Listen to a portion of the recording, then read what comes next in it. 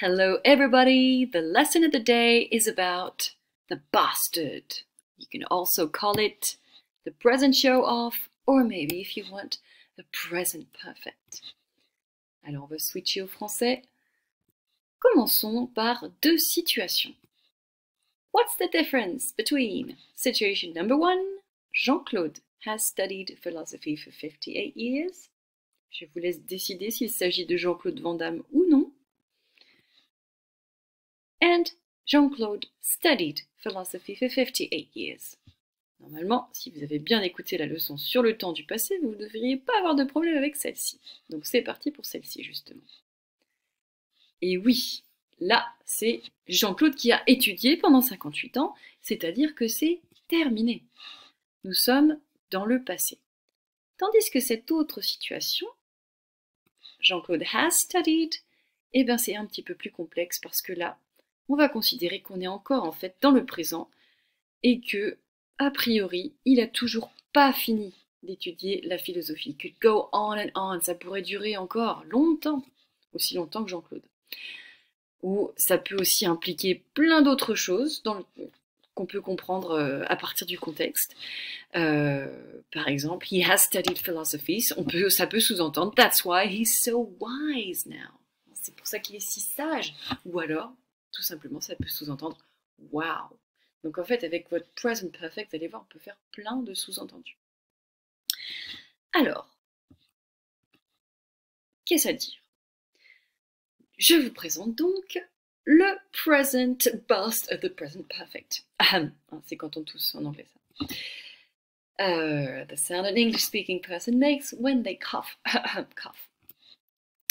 Donc c'est un temps qui se forme avec have ou has, quand c'est la troisième personne du singulier, donc he, it, she, plus un verbe qui a la forme ed, ou alors s'il est irrégulier, c'est la troisième colonne de votre tableau préféré. C'est le have plus participe passé, il s'appelle. C'est un des trois présents qui existent en anglais. Il est présent, mais il est aussi passé, mais en fait il est quand même surtout présent. Bref, c'est un bâtard, c'est pas pour rien que je l'appelle comme ça. Donc pour revenir sur notre running joke de Teddy Riner qui glisse sur une peau de banane, donc ok, je peux vous donner cette situation-là. Teddy Riner slipped on a banana, donc là vous voyez c'était le temps du passé, c'est pas le present perfect. J'aurais tout à fait pu aussi exprimer cette même chose, cette même situation, cette même aventure avec le present perfect.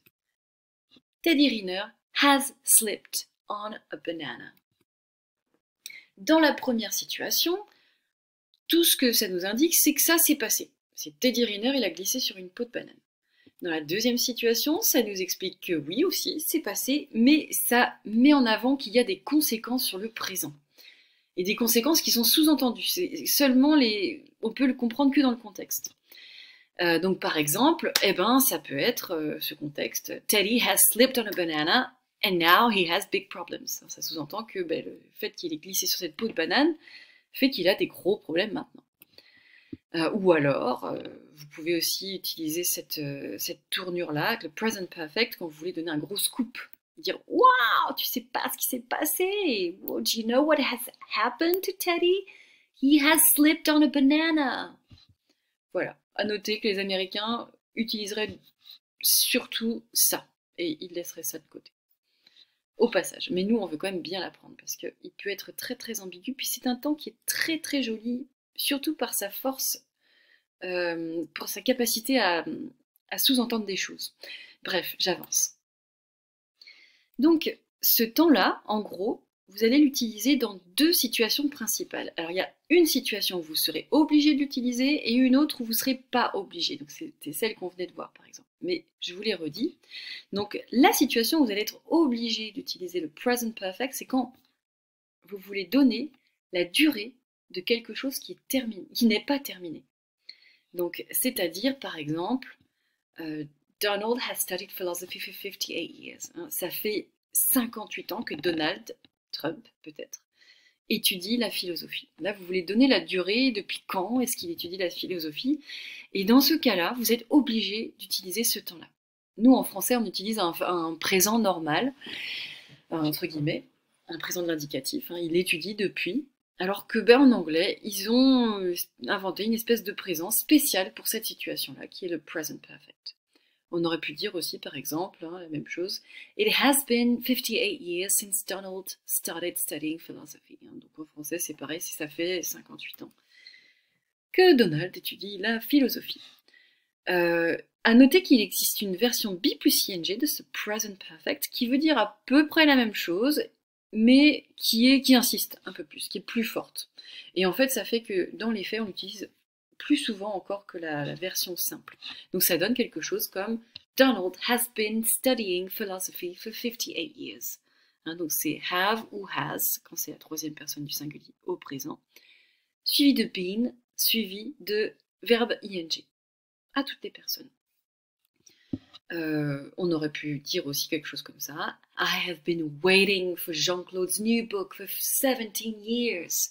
Hein, donc ça fait 17 ans que j'attends la sortie du dernier livre de Jean-Claude. Hein, donc avec ce be plus ing, c'est toujours plus fort.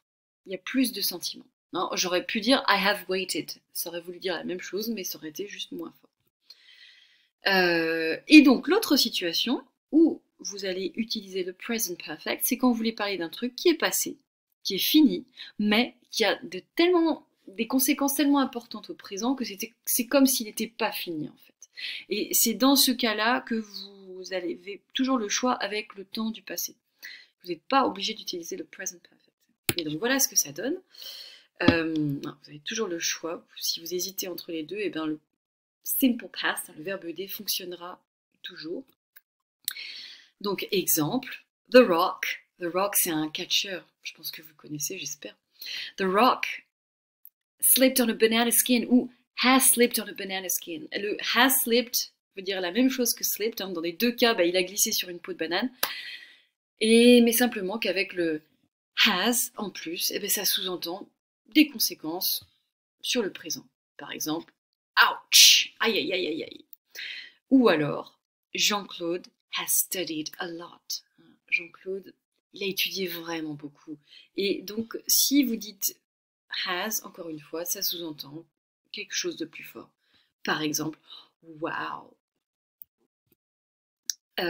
Aussi, ça peut s'utiliser vraiment pour les événements qui sont passés, quand on a les conséquences sous les yeux. Par exemple, vous voyez votre conjoint complètement hagard ou fou ou surexcité. Vous pouvez vous dire He's been watching Patrick Sébastien show. Vous avez les conséquences devant vous et vous devinez ce qui s'est passé. Si vous utilisez ce temps-là, ça sous-entend que les conséquences présentes sont vraiment fortes. Mais on aurait tout à fait pu dire You watched Patrick Sébastien show avec juste le verbe ed. Voilà. Et puis c'est tout, en fait. Vous avez votre petite récompense mignonne. Jean-Claude avec un petit chien. Cute little picture. Bye bye.